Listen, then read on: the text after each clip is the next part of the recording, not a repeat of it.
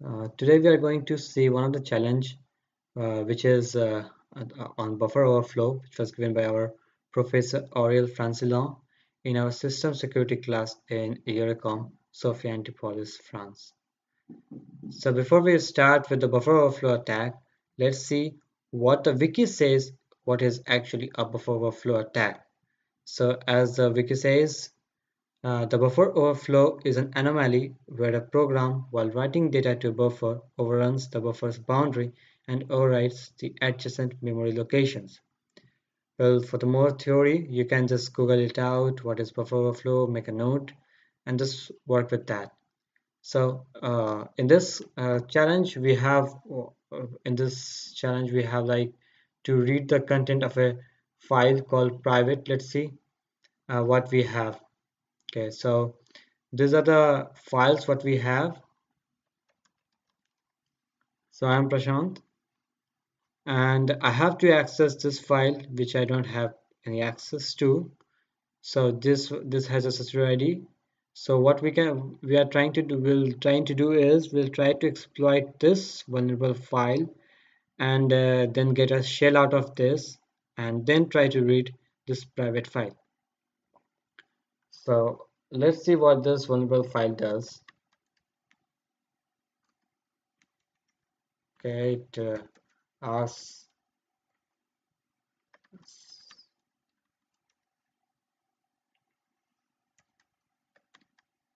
So the argument should be somewhat like between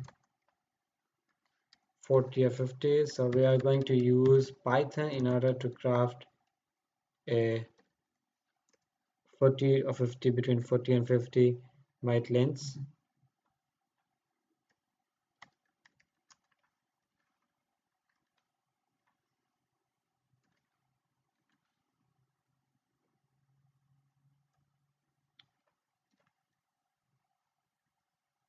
Okay, so here it is done. So you can see this one. Anyway, to exploit a buffer overflow attacks, so there are three important steps. The first one is to find a overflow point, like after how much bytes we are getting a segmentation fault. The second one is to find a suitable shell code which we can use in order to get a shell. The third one is, which is the most important step, that is to find a return address. And in this challenge, we are going to find this return address so that once the program ends, it goes to this return address, and the return address will point somehow to the shell code, and then the program will execute the shell code, and we'll get a shell, and we can do whatever we want. Like we'll be the secret child 2 in this condition, in this case, and we'll be able to read what is the content in the file private. So for this first, we are going to use a GDB in order to see what are the content, how we are going to see the stack structure, and then find a return address for this. Okay, before that we have to find, as I said that the first step was to find our overflow point. So how you can find the overflow point? So we'll just use this one, like we already did with 50. Let's try with 150. Okay, so you can say like it says some somewhat argument. So our objective is to find some exactly the number of bytes which will make our program to make it like segmentation fault. Let's try with some bigger values, 500, and we saw that a segmentation fault. So we'll try some with lower values, like somewhat with 400. So we see that it is again a segmentation fault. So in this way, you have to go on hit and trial, with the hit and trial method, and then see that what is the overflow point. So in this case, we already did, and we found that overflow point is at 305. So let's try with this 25 and see, let us confirm it that whatever we found is correct or not. Okay, so we are getting a segmentation fault even in this case. So let's move with the GDB. First, I would like to save this one because we are going to manipulate this one and then use this one. Okay, let's use the GDB. Okay,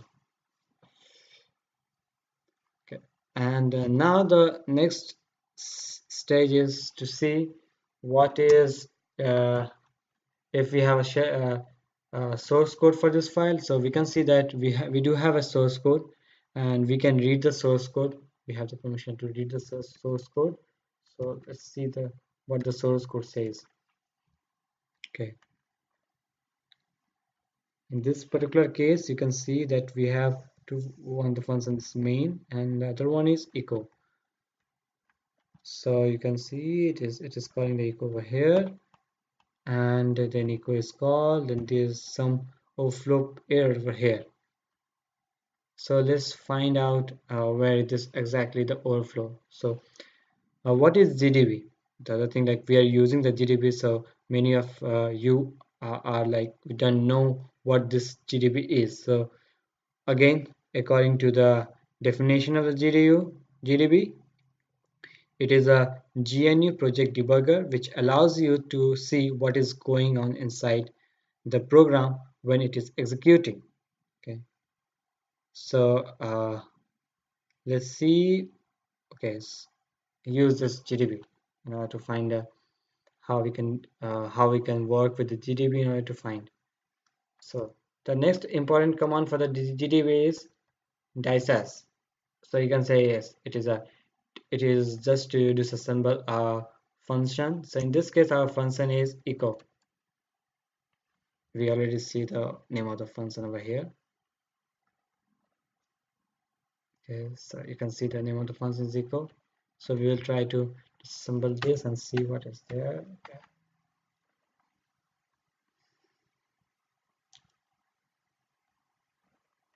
So here you can see some of the things. Is it okay? So you can see star cat over here.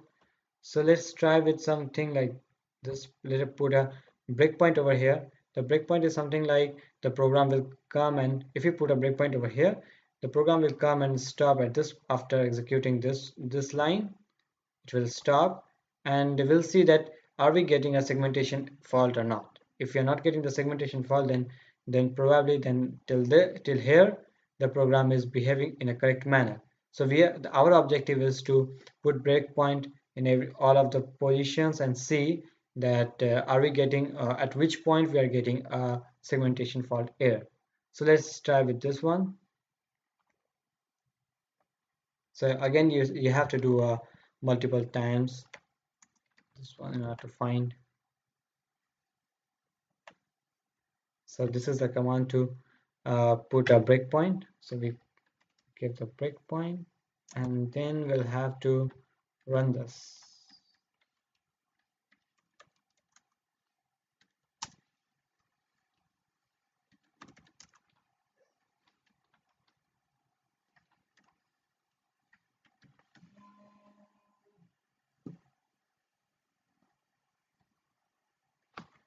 Okay, so we are in a breakpoint 1, and we can see that we don't have any error. So let's continue and okay, now we are getting the error. So our next objective is to see some other points where we can get the error, and we tried with this one. So let's try with this one. Okay.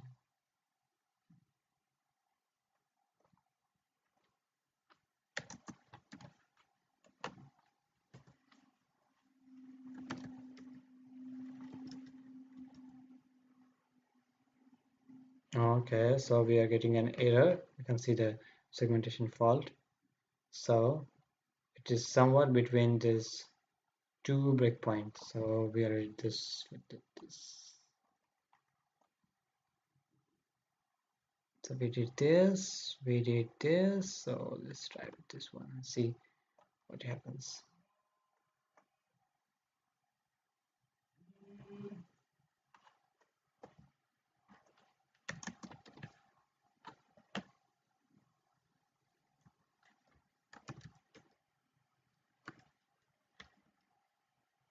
So we are not getting any error in this case also. So the next objective is to try the different one. So it must be either this one, because we already got an error till 34.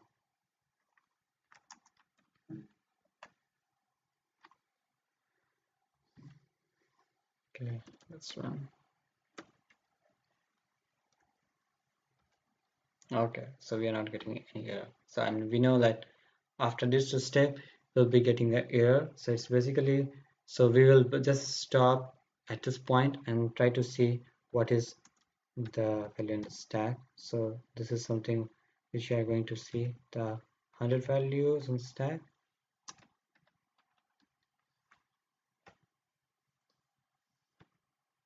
Okay, you can see all these 41s.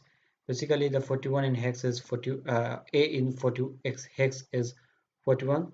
So we use a series of a in order to overflow this program, and we can see a series of a in this case.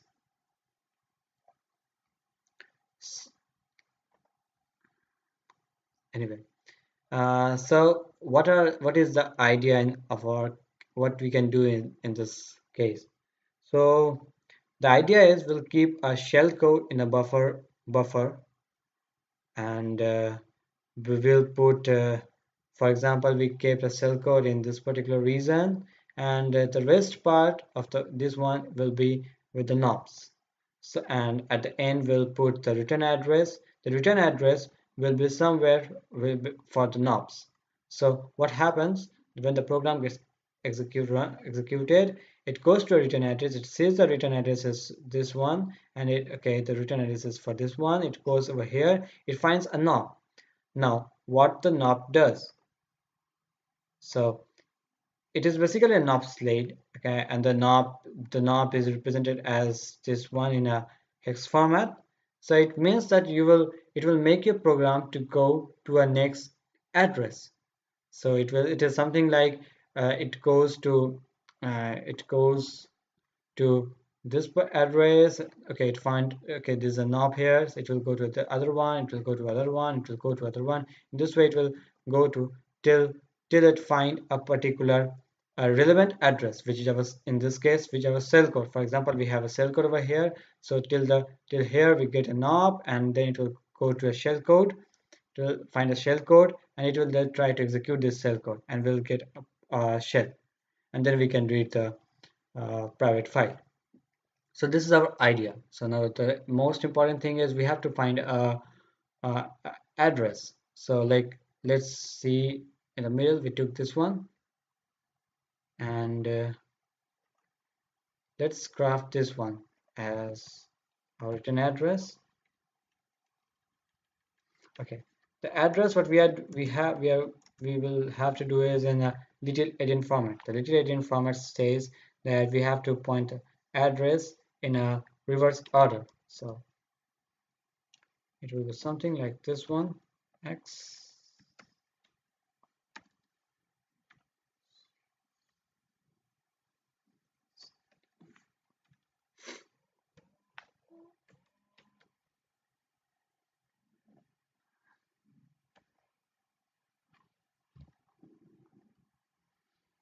Okay, so now we also need to do some basic mathematics. We already have a return address, we have a shell code, and we know what is a overflow. So we just have to craft this one in a particular order. So we have 45 bytes, 45 for the shell code, shell. Then we can put somewhat like 250 knobs. Okay, so it's basically 295, and then we can append some 10a character. So we have like 305, and then at the end we can append this address. So how the whole of the sequence will look like this one, somewhat like this. Now particular order, say we have like first 250 knobs, which will make it to go to shell, and then we will append some 10 A's in order to make it 25, and then we have the return address which will directly point to knobs. So let's try and implement and craft a uh, exploit for this one.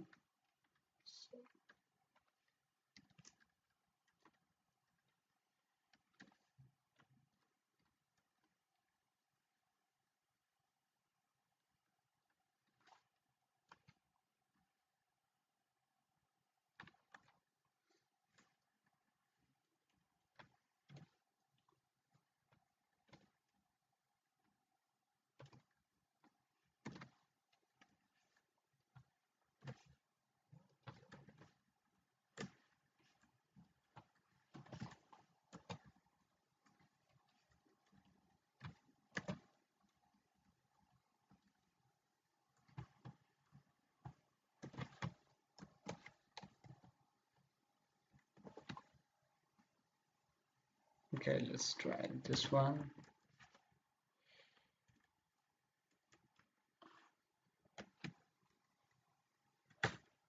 Okay, so I think we got somewhat cell. Yeah, we got the cell.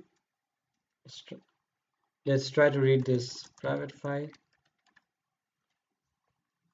So in this way, we can read the content of the private file, and we have exploited this vulnerable program with the buffer overflow. So thank you for watching this video. Give it a like, share the video if you like it, and if you have anything to share with us, you can write a comment. Thank you.